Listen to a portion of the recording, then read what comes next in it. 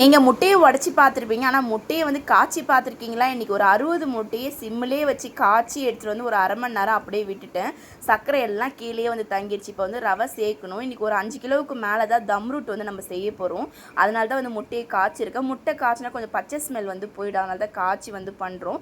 அப்படியே வந்து செய்யலாம் தான், இருந்தாலும் நம்ம வந்து காய்ச்சி தான் வந்து பண்ணுவோம். இப்போ நம்ம செய்கிற டிஷ்ஷில் வந்து ஃபுல்லாகவே எக்கு தான் அதிகமாக ஆட் பண்ணி செய்வாங்க. ஏஜ் அட்டன் பண்ணுற பசங்களுக்குலாம் இந்த கேக் வந்து கொடுப்பாங்க.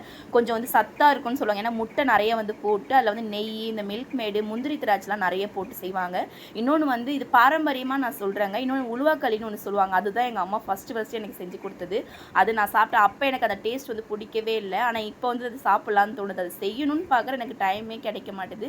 நிறைய நெய்யெலாம் ஊற்றி முந்திரி திராட்சை எல்லாத்தையும் வந்து வறுத்து அப்படியே வந்து சேர்த்துட்டேன். அப்போல்லாம் நாட்டுக்கோழி நிறைய அம்மா வீட்டில் வளர்ப்பாங்க. முட்டைலாம் இருக்கும் இல்லையா, கடையெல்லாம் எங்கேயும் கொடுக்க மாட்டாங்க, விற்கலாம் மாட்டாங்க. வீட்டு பர்பஸ்க்கே வந்து யூஸ் பண்ணுவாங்க. எங்கள் அக்கா வந்து சாப்பிடுவா.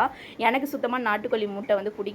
நாட்டுக்கோழி முட்டையில் தனியாகவும், வெள்ளை முட்டை கடையில் வைக்கிறதுல அதில் தனியாகவும் எங்கள் அம்மா இந்த தம் ரூட் வந்து செய்வாங்க. எல்லாத்தையும் பார்த்து சாப்பிடு, மேலோட்டமாக சாப்பிடுவேன். அம்மா திட்டிகிட்டே இருப்பாங்க. ஏன் இவங்க திட்டுறாங்கன்னு நினச்சேன். ஆனால் பாப்பா பிறந்தாலே அப்போ தான் புரிஞ்சிச்சு. ஏன்னா சத்தா சாப்பிடாம விட்டுட்டேன்.